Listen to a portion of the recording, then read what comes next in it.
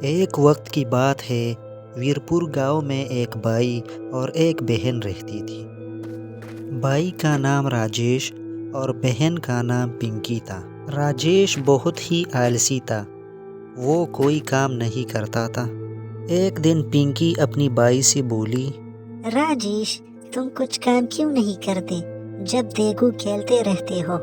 मैं और माँ कब तक तुम ही ऐसी ही बोलते रहेंगे? तुम ही तो कुछ समझा करो। मेरी मर्जी, मैं जो मर्जी करूं। मैं तुमसे छोटा हूँ। जो मेरा दिल करेगा मैं वही करूँगा।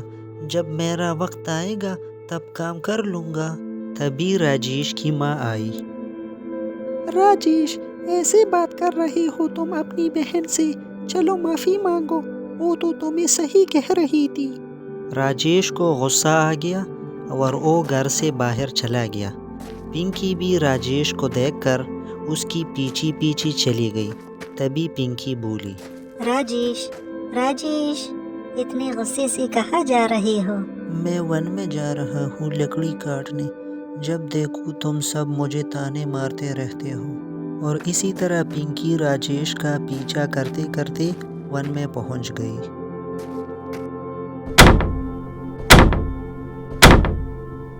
लकड़ी काटते वक्त राजेश का पैर फिसला और वो नदी में जा गिरा। पिंकी, पिंकी, मुझे बचाओ, मुझे बचाओ, मैं बह रहा हूँ। राजेश, राजेश, राजेश, राजेश।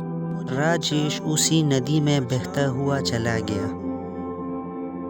दूसरे किनारे पर, अरे ये मैं कहाँ आ गया? यहाँ किसका महल है? राजेश जैसी ही किनारे से बाहर निकला, उसके सामने एक जलपरी आ गई। ठहर जाओ बेटा, तुम कहाँ जाना चाहते हो? तुम उस महल में जाना चाहते हो? हाँ, लेकिन आप कौन हो? मैं जलपरी हूँ और किनारे पर एक जादुई महल है। उस महल में तुम्हें जो चाहिए वहाँ मिल जाएगा। जलपरी जी, जो भी चाहो, यानी खेलना, खाना, पीना, सब कुछ? हाँ, मैं तो बस उस महल की रखवाली करती हूँ। जलपरी जी, मुझे भी उस जादुई महल में जाना है। मैं कुछ वक्त अपने घर वालों से दूर रहकर यहाँ रहूँगा। मेरे घर वाले तब मुझे समझेंगे। तुम महल में तो रह सकते हो, लेकिन मेरी इजाज़त के बिना बाहर नहीं आ सकते। हाँ जलपरी जी, ठीक है। तभी राजेश महल में चला गया। कितना खूबसूरत और बड़ा महल है। अब तो मैं बड़े मज़े से रहूँगा, खाऊंगा और पीऊँगा। तभी राजेश महल से बोला, जादुई महल, चलो मुझे सोना है। एक खूबसूरत सा पलंग दे दीजिए। तभी एक खूबसूरत सा पलंग हासिल हो गया। राजेश खुश होकर वहाँ सो गया। वही पिंकी अपनी भाई को ढूंढने के लिए सबको लेकर आ गई, लेकिन वहाँ पर कोई नदी नहीं थी। सब उसे ढूंढने लग गए और थोड़ी देर ढूंढने के बाद सब वहाँ से चले गए। राजेश जादुई महल में बहुत खुश था। जब वो खाना मांगता तो खाना आ जाता। अब वह पूरे दिन खेलता कूदता रहता। राजेश कुछ दिन तक तो खुश था, लेकिन फिर उदास रहने लगा। उसे घर की और माँ की याद सताने लगी और एक दिन उसने खुद से कहा, मुझे सबकी याद आ रही है। मैं इतने दिनों से यहाँ हूँ। सब बहुत परेशान हो रहे होंगे। मुझे जाना चाहिए। तभी राजेश महल से बाहर निकलने लगा तो उसे बहुत ज़ोर का झटका लगा और बहुत दूर जाकर गिरा। राजेश रोते रोते बोला, मुझे जाना है।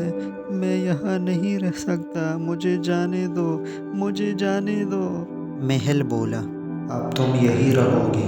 जब जलपरी का हुक्म आएगा तब तुम जा सकोगे। राजेश जोर जोर से जलपरी को आवाज़ देने लगा। तभी जलपरी आ गई और कहने लगी, क्या हुआ राजेश? जलपरी जी, मुझे यहाँ नहीं रहना है। मुझे घर जाना है। लेकिन तुम तो चाहते थे कि तुम ऐशो आराम से रहो। नहीं नहीं, मुझे बस अपने घर वालों के पास जाना है। मैं अब सब काम करूँगा।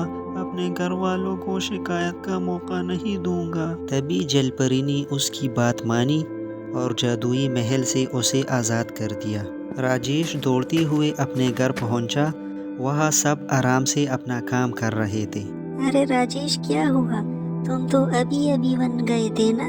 लकड़ी काटने में भी तुम्हारे साथ ही थी, लेकिन तुम दिखी ही नहीं तो मैं वापस आ गई।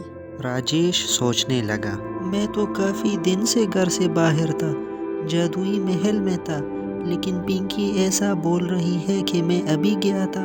राजेश को पता चला कि वो जब तक जादुई महल में था वक्त वही रुका हुआ था। पिंकी सब कुछ भूल चुकी थी, इसलिए किसी को पता नहीं चला या सब जादुई महल का जादू है या सिर्फ राजेश ही जानता है।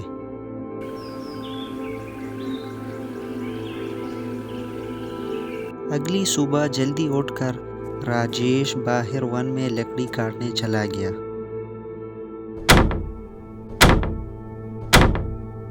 जब वो वापस घर आया तो माँ कहने लगी, राजेश तुम बहुत मेहनती हो गए हो बेटा, हमें माफ़ कर दो, हम तुम्हें ऐसे ही डांटते थे। नहीं माँ, अब मुझे समझ आ गया है कि काम कितना ज़रूरी है। अब मैं आराम नहीं करूँगा, काम करूँगा। इसी तरह माँ और पिंकी दोनों ने राजेश को गले लगा लिया।